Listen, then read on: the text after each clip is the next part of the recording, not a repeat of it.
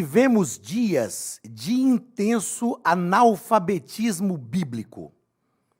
Infelizmente, esta é uma verdade da atual geração de crentes. Eu me lembro que, em 2003, eu li uma matéria que falava sobre seminaristas que passavam cerca de 4 anos de forma integral no seminário e saíam de lá depois de 4 anos, 3, 4 anos, sem ter lido a Bíblia toda uma vez sequer. Nós não tratamos aqui nem de conhecimento teológico, das doutrinas bíblicas. Estamos falando realmente de um analfabetismo bíblico. É espantoso quando nós nos referimos a alguns textos bíblicos que são corriqueiros no momento de uma pregação, e tem crentes já com um tempo de exercício de vida cristã que dizem: eu não sabia que isso estava escrito na Bíblia. Que Deus tenha misericórdia de nós e que nós entendamos a necessidade de ler a Bíblia, crendo nela como a palavra de Deus. Meus queridos, estamos na Academia de Pregadores. Eu sou o pastor Anderson Silva e na aula de hoje vamos estudar a lição de número 3 do currículo dos jovens do dia 17 de julho de 2022, onde trataremos sobre quem segue a Cristo estuda a palavra. Quem segue a Cristo estuda a palavra. Como acabamos de dizer, nós estamos vivendo um momento de analfabetismo bíblico. É claro que nós vamos pensar na aula de hoje sobre estudar a palavra, mas infelizmente estamos vivendo uma geração que sequer lê a palavra. Quando eu falo para professores de escola dominical em seminários, eu digo que o professor de escola dominical não tem o direito de ler a lição. Ele precisa estudar a lição. Então, como professores também, nós não temos o direito de tão somente ler a Bíblia. É claro que nós não podemos também ter a Bíblia somente como ferramenta de trabalho. É preciso fazermos uma leitura devocional da Bíblia. Mas nós, como líderes, precisamos ir além disso e estudarmos as Sagradas Escrituras.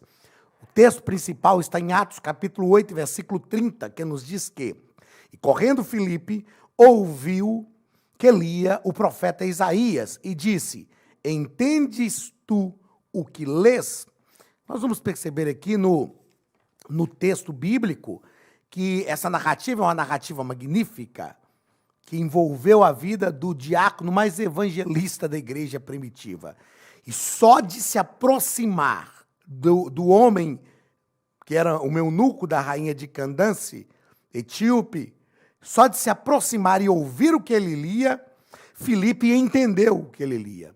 Filipe não precisou nem perguntar para entender que ele lia o profeta Isaías, que é o texto que nós temos hoje, Isaías capítulo 53. Então, com toda certeza, na lição de hoje nós vamos aprender e entender a importância, relembrar, né, a importância de conhecer e estudar a palavra de Deus. Resumo da lição: o verdadeiro cristianismo constitui-se em um duplo e contínuo esforço de aprendizagem e ensino das Escrituras. Aprendizagem e ensino das Escrituras. Por que o resumo da lição vai tratar sobre aprendizagem e ensino? Porque são coisas distintas. Primeiro eu aprendo e depois eu ensino. Nós gravamos, está na plataforma da Academia de Pregadores, um curso sobre as 7 leis do ensino, a partir do livro Ensinando para Transformar Vidas, do Howard Hendricks. E o Howard Hendricks, ele assevera algo neste livro, dizendo o quê? Aquele que para de aprender, perde o direito de ensinar. Então, a nossa vida cristã é um esforço duplo, um processo duplo, onde nós aprendemos e ensinamos. Aprendemos e ensinamos. O dia que paramos de aprender, perdemos o direito de ensinar. O texto bíblico está em Atos capítulo 8, versículos 26 ao 39, que nos diz o seguinte: E o anjo do Senhor falou a Filipe, dizendo: levanta-te e vai para a banda do sul, ao caminho que desce de Jerusalém para Gaza, que está deserto. E levantou-se e foi, e eis que um homem etíope, eunuco, mordomo Mordicandance, rainha dos etíopes, o qual era superintendente de todos os seus tesouros, e tinha ido a Jerusalém para a adoração. Perceba que esse homem não é judeu, é gentio, é um etíope, mas ele foi a Jerusalém para a adoração. Ele tinha um conhecimento, né, da adoração judaica.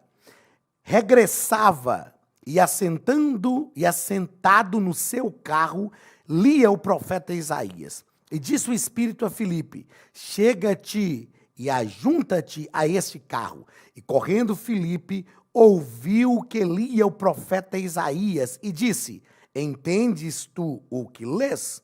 E ele disse: como poderei entender se alguém me não ensinar? E rogou a Filipe que subisse e com ele se assentasse. E o lugar da escritura que lia era este: foi levado como ovelha para o matadouro, e como está mudo o cordeiro diante do que o tosquia, assim não abriu a sua boca. Na sua humilhação foi tirado, e o seu julgamento. Na sua humilhação foi tirado o seu julgamento.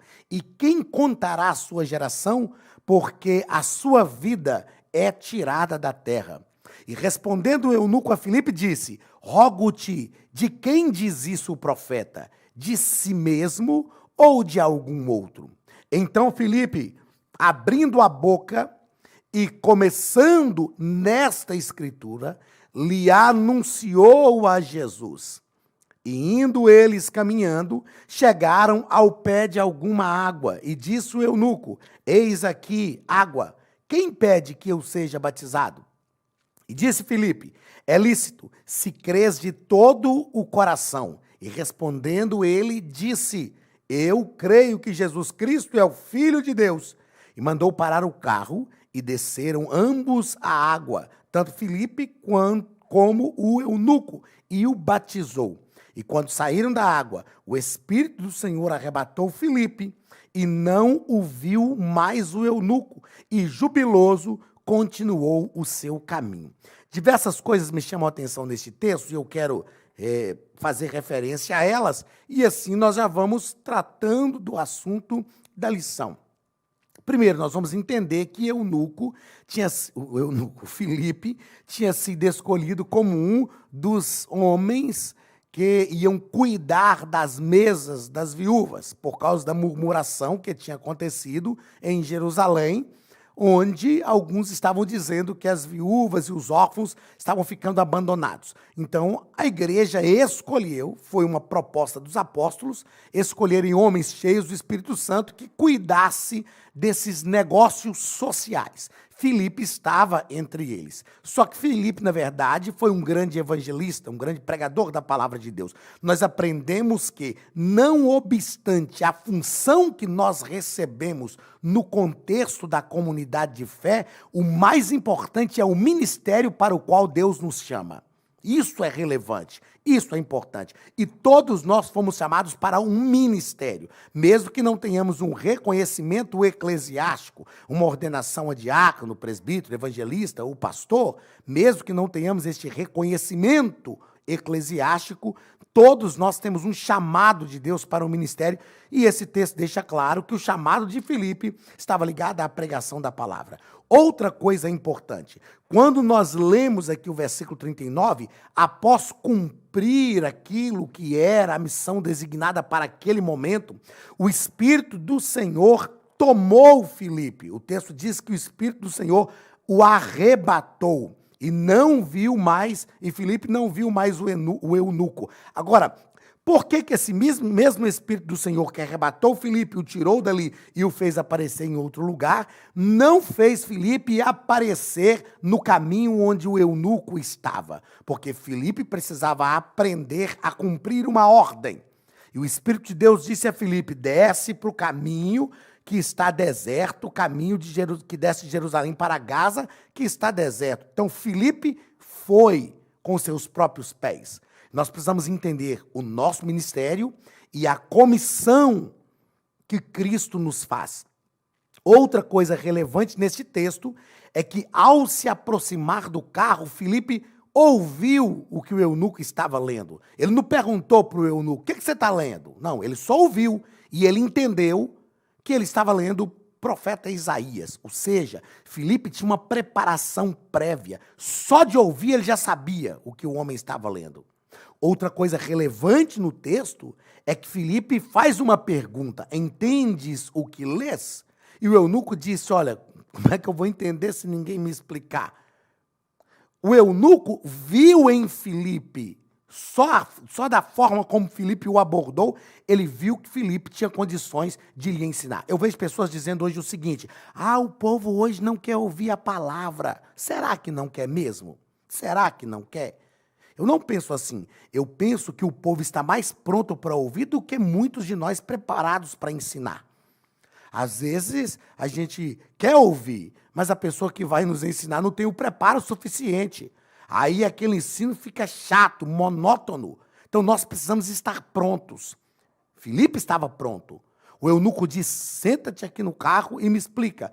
E o texto é enfático quando diz que ele começou, a partir daquele ponto das Escrituras, ele abriu a boca e, começando nessa escritura, a partir de Isaías 53, ele anunciou a Jesus. Ou seja, Filipe não se ateve a Isaías 53. Com certeza ele explicou que aquilo era uma profecia messiânica e ele mostrou para o eunuco que aquela profecia já havia se cumprido. Ou seja, Filipe teve condições de fazer uma boa hermenêutica do texto e ensinar sobre Jesus. Outra coisa importante é que ele ensina de forma tão efetiva que, quando o eunuco aproxima-se do lugar onde tinha água, ele diz: olha, o que impede que eu seja batizado? Eis aqui a água. Talvez, se fosse hoje, a gente diria: não. Calma lá, o senhor tem que passar por um processo de discipulado, o senhor tem que frequentar um trimestre de discipulado na escola bíblica dominical. Não é assim. O senhor tem que aprender sobre a nossa instituição. Nós somos o maior movimento pentecostal do mundo. Irmãos, será que isso às vezes não é algo que demonstra mais a nossa arrogância denominacional do que a nossa ação efetiva de ganhar pessoas para o reino de Deus? É claro que é importante, e eu concordo, sim, administrativamente, de submetermos as pessoas a um processo de discipulado para depois as pessoas passarem pelo batismo. Mas nós precisamos entender que exceções ocorrem. Exceções ocorrem. E esta aqui era uma exceção. Filipe disse para o eunuco: olha, nada te impede, desde que você creia. Filipe nem falou para ele em que ele deveria crer. Ele mesmo diz: eu creio que Jesus Cristo é o Filho de Deus. Então perceba que este eunuco já tinha uma base de fé cristã. Porque ele diz: eu creio que Cristo é o Filho de Deus. Dito isto, Filipe batizou o eunuco. Ou seja, a prioridade de Filipe aqui não é agregar pessoas à sua denominação. A prioridade de Filipe é ganhar pessoas para o reino de Deus. E esta deve ser a nossa prioridade. Nós vamos perceber que os comentários que o nosso comentarista faz na lição de hoje, nessa terceira lição, estão envolvendo tudo isso que nós falamos aqui neste texto bíblico. Olá, queridos alunos e alunas da Academia de Pregadores, que bom ter você conosco neste momento tão especial. Estamos aqui para apresentar a nova plataforma da Academia de Pregadores, que foi construída ao longo dos últimos meses com muito carinho, um grande investimento, para levar até você não somente um conteúdo de excelência, mas também tecnologia de ponta. Veja comigo. Os cursos estão organizados por trilhas na página principal. Aqui você encontra sugestões, lançamentos, temas específicos e outras categorias.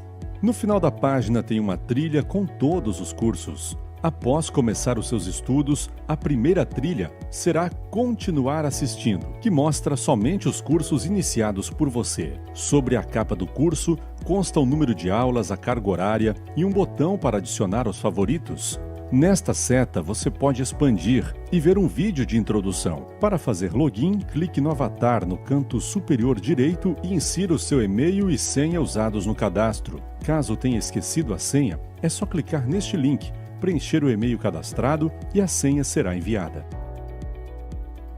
No canto superior esquerdo fica o novo menu do portal. Ao abrir um curso pela primeira vez, você vê as informações do curso e do professor. E na lateral, ou logo abaixo se for no celular, está a lista de módulos e aulas. Algumas aulas iniciais podem ser grátis e qualquer pessoa que fizer um cadastro rápido pode assistir.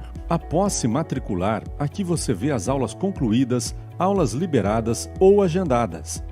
Você pode adicionar os favoritos, dar uma nota ao curso e acompanhar o seu progresso. E se você sair do curso e retornar depois, o sistema vai abrir exatamente a última aula assistida. Se estiver no computador, use esta seta para ampliar a tela. Logo abaixo da videoaula você encontra os links para baixar anexos, como áudio e apostilas. E neste campo em branco, pode fazer as suas anotações enquanto assiste. Depois é só imprimir ou salvar.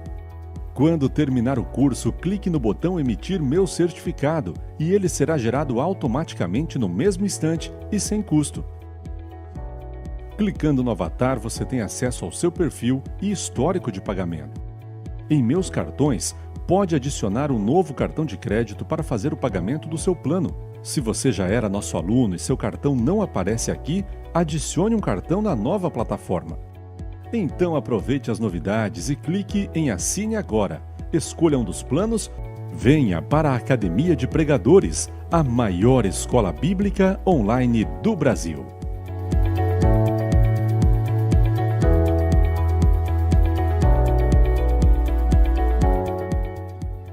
Então vamos lá.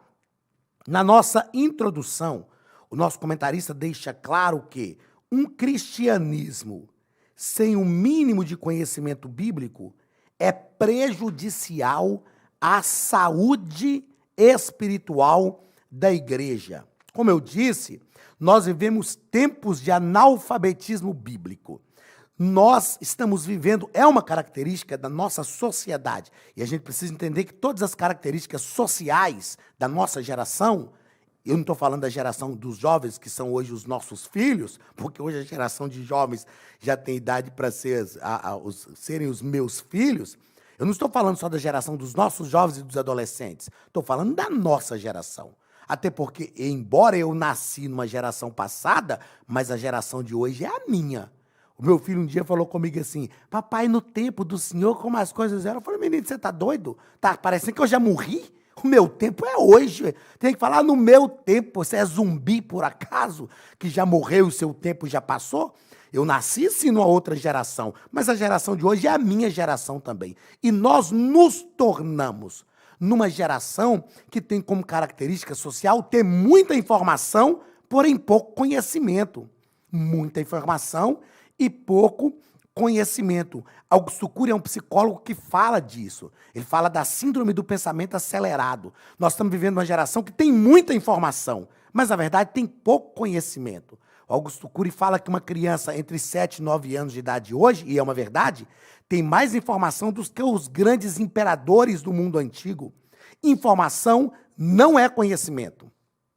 O conhecimento transforma, o conhecimento constrói. O conhecimento nos consolida. As informações, muitas vezes, nos torna arrogantes. A pandemia que nós atravessamos, então, trouxe um bombardeio de informações bíblico-teológicas. A internet está cheia disso hoje aí. Mas são só informações que, quando você filtra, estão carentes, em sua grande maioria, de conhecimento bíblico verdadeiro e genuíno. E esta falta de conhecimento bíblico é extremamente prejudicial para a saúde espiritual da igreja. Eu tenho visto pessoas que são praticantes, ou pelo menos se acham praticantes da fé cristã, mas não conseguem tomar decisões sozinhas. É gente que fica: eu tenho que perguntar isso para o meu líder, tenho que perguntar isso para o meu líder. E alguns líderes também não estão formando seguidores de Cristo, estão formando seguidores pessoais. Estão reproduzindo, querendo reproduzir aquilo que é a sua atitude pessoal nas pessoas que o seguem. Isso não é discipular, isso é ter seguidores, isso é coisa de mídia, isso é coisa de rede social. E por que alguns líderes não conseguem discipular? Porque discipular é confrontar, é apresentar a pessoa, o discípulo, à pessoa de Cristo. E para eu apresentar alguém a Cristo, eu tenho que andar com Cristo, conhecer Cristo. Imagine o seguinte, que eu quero te apresentar alguém que é meu amigo. É porque eu já tenho amizade com essa pessoa. Eu não posso te apresentar alguém que eu não conheço, que eu não tenho amizade. Então, muitos líderes não estão discipulando hoje porque não conhecem verdadeiramente a Cristo. E aí, como eles também não são discípulos de Cristo, eles não têm condição de discipular a partir daquilo que Cristo é. Aí é mais fácil fazer seguidores.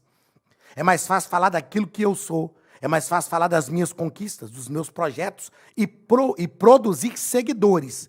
Produzir discípulos é diferente. O cristianismo é um cristianismo de discipulado.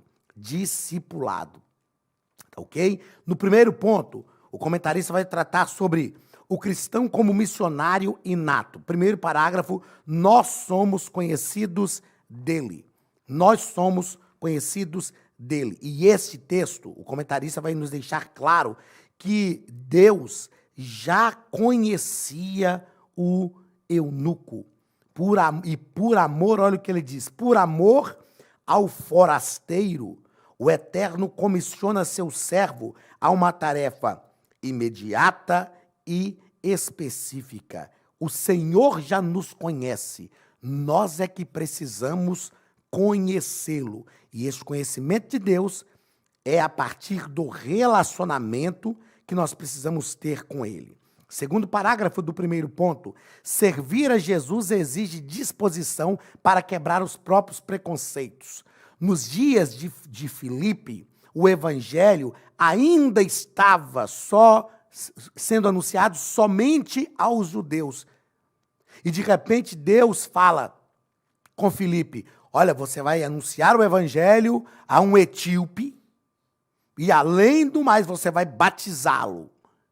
Isso era uma quebra de paradigmas para aquele momento. Filipe era judeu, a igreja era uma igreja judaica cristã ainda. Ela não tinha extrapolado os limites da igreja judaica para alcançar os gentios. Mas Deus fala com Filipe e Filipe entende que o Espírito Santo está falando está acima dos nossos próprios preconceitos. Nós precisamos ter cuidado para não sermos uma igreja preconceituosa. Eu aprendi que nós precisamos ter muito cuidado para não atribuir ao homem ou a Deus aquilo que o diabo faz. Mas nós precisamos ter um cuidado maior para não atribuir ao homem ou ao diabo aquilo que Deus está fazendo. Irmãos, eu sou assembleiano de nascimento, nasci na Assembleia de Deus, sou um crente assembleiano. E existem algumas searas que nós não trilhamos. E nós precisamos ter cuidado, porque às vezes tem gente dizendo assim, isso não é de Deus. E é Deus que está fazendo. E é Deus que está fazendo. A coisa mais inteligente a se falar quando nós vemos um movimento que nós não entendemos é se fazer nossas as palavras de Gamaliel. Se for de Deus, vai à frente. Se não for, vai parar. Então precisamos ter cuidado para não atribuir ao homem ou ao diabo aquilo que Deus está fazendo. Filipe não teve problema em quebrar os seus preconceitos pessoais, até porque ele estava movido pelo Espírito de Deus. Terceiro parágrafo do primeiro ponto, a natureza imprescindível de seguir a Jesus. Nós precisamos entender que a forma de Deus agir é diferente da nossa. E o nosso comentarista diz que é assim que Deus age. Faz pessoas comuns, em dias normais, realizar obras extraordinárias. Eu achei magnífica três expressões, ou três expressões, né? Que não são só palavras, mas expressões do comentarista. Pessoas comuns, em dias normais, realizar obras extraordinárias. É isso que nós estamos precisando viver no cotidiano do Evangelho. O Evangelho é um evangelho de pessoas comuns. Pessoas comuns. Em dias normais. Em dias que são como os demais. Mas onde nós temos a oportunidade de realizar obras extraordinárias, sabendo que essas obras extraordinárias só podem ser realizadas por nós, porque nós somos chamados por Deus e estamos sob a direção do Espírito Santo. Segundo ponto, o cristão como um discipulador por natureza. Primeiro parágrafo, a responsabilidade pessoal e o preparo para a evangelização. Já tratamos sobre isso aqui. Filipe já tinha um preparo prévio, anterior àquilo. Tem gente que diz, eu gostaria tanto de ser usada por Deus. Tem pessoas que dizem, Deus falou que vai me usar, tá, e o que você está fazendo?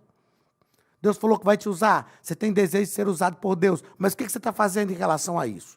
Quando eu descobri que Deus tinha me chamado para o ensino e pregação da palavra de Deus, eu comecei a pensar, eu preciso me preparar, eu preciso fazer alguma coisa. Ah, mas o Espírito Santo é que vai nos usar, eu sei. Quanto mais preparados nós estivermos, mais prontos para ser usados pelo Espírito Santo nós também estaremos. Segundo parágrafo, somos convidados para sermos discipuladores. Falamos isso aqui também, ao fazer um comentário da leitura do texto bíblico. Nós somos convidados por Cristo para andarmos com Ele, a fim de que, ao aprender com Ele, ensinemos para outras pessoas, sermos discípulos, sermos discipuladores. E aqui, queridos, para ser discipulador, você não precisa ser ordenado a nenhum cargo eclesiástico. Tem gente que fala, mas se eu fosse um diácono da igreja, eu faria alguma coisa. Tá, e o que você está fazendo na sua vizinhança? O que você está fazendo na escola que você estuda? O que você está fazendo no seu ciclo de amigos? O campo missionário, Deus já te deu. Você só precisa fazer, entender que você deve discipular. Para a gente discipular, não precisa de uma ordem do pastor, gente. Não precisa de uma autorização de uma comissão eclesiástica da igreja. É só nós fazermos. Lá na fila da casa lotérica, é uma oportunidade para o discipulado. Lá na faculdade, é uma oportunidade para o discipulado. Nós precisamos interiorizar, encarnar isso. Nós somos discipuladores. Terceiro parágrafo do segundo ponto, a compaixão para com aqueles que têm carência de Deus. Não importa, Filipe ouve a ordem do Espírito Santo e ele pensa, não importa se ele não é judeu, ele é alguém carente. Ah, mas é o tesoureiro, um domínio de todas as coisas da rainha de Candance, mas tem uma carência nele. Nós precisamos entender que existe uma carência de Deus no coração das pessoas. E se nós entendermos esta carência e começarmos a suprir esta carência a partir do nosso relacionamento com Cristo, nós seremos pessoas diferentes na sociedade. Deus não quer que nós sejamos, e nem as pessoas querem que nós sejamos como todo mundo é. Nós precisamos ser diferentes, entender as carências que as pessoas têm de Deus e sermos instrumentos de Deus para suprirmos esta carência. Terceiro e último ponto, o cristão como um servo. Primeiro parágrafo, nunca duvide do poder transformador do Evangelho. Filipe simplesmente ouviu o que o Espírito falava, o que o Espírito lhe falou, e ele foi. Ele nem sabia o que ia acontecer, mas ele utilizou-se do conhecimento que ele tinha e ele falou sobre Jesus para aquele homem e ele foi transformado. Uma transformação instantânea, genuína, uma transformação verdadeira. A atitude do eunuco é enfática. Eu creio que Jesus Cristo é o Filho de Deus. Nunca duvide que a palavra de Deus tem poder de transformar as pessoas, porque a transformação realmente acontece. Segundo parágrafo do terceiro ponto, não pense em números. Pense nos impactos da obediência. Filipe pregava para muita gente, mas ele pregava só para um também, que estava no caminho de Jerusalém para Gaza, e o caminho ainda era deserto. A mensagem é a mesma. Eu me lembro um dia, eu comentei com um amigo, falei, rapaz, Deus me deu uma palavra e tal, eu comentei com ele, falei para ele do texto bíblico, falei com ele o que Deus tinha ministrado ao meu coração, aí ele falou comigo assim, cuidado, hein? Não vai queimar esta mensagem num cultinho qualquer. Isso aí é uma mensagem de congresso. Eu fiquei pensando, o que é mensagem de congresso? Então quer dizer que se eu estou num culto e vou ministrar e Deus me dá uma palavra assim que me impressiona, eu falo, não, mas isso aqui é uma mensagem para um congresso, eu não posso pregar isso aqui. O que é isso? Todo culto é um congresso, todo culto é uma festa. Não existe um cultinho qualquer. Nós não podemos menosprezar o número de pessoas, temos que estar ligados e ser obedientes aos impactos que a palavra de Deus vai trazer na vida das pessoas. Não importa Na minha vida pessoal, isso acontece por diversas vezes. Às vezes eu estou numa igreja que tem uma estrutura magnífica, transmissão pela mídia, aquela coisa toda, som maravilhoso, mas tem vezes, isso aconteceu recentemente comigo.